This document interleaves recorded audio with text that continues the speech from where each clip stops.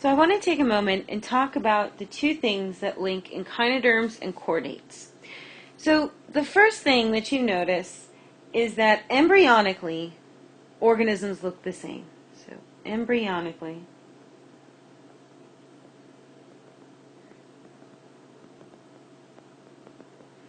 so if you notice from the slide on the previous slide, that when you look at embryology, almost all organisms look the same. This is the beauty of embryology. Embryology is a pretty new science. It's only been around really, truly since the early 90s. And embryologically, what we see is that all animals look the same. So what's interesting is they look the same for a period of time until they get enough adaptations and they start looking like the individual organisms.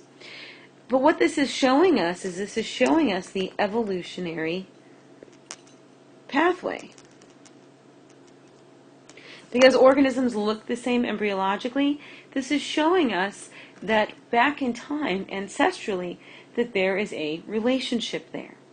So what's really interesting is all organisms actually, as they develop, as you developed, as I developed, we all went through those evolutionary hits. For example, we're going to learn here in a little bit that all chordates had gills.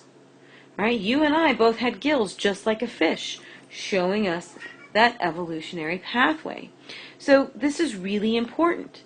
So what's even more important here is that enchinoderms and chordates have an extremely close embryonic similarity. So that shows us that there's got to be some connection there between those two groups of organisms. The second is there is a similar pigment in the blood that carries oxygen. So there's a similar oxygen-carrying pigment. Now, enchinoderms don't have blood, so they do not have blood. They don't have it. Chordates do have blood.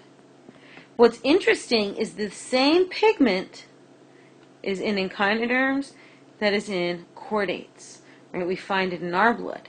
Now, because this group of enchinoderms is the only other group of organisms that has that same pigment, that shows us there is an evolutionary similarity there, that we had to have picked up that oxygen-carrying pigment from our earliest enchinoderm ancestors. So hopefully that kind of shed light on what I meant by the enchinoderm-chordate connection.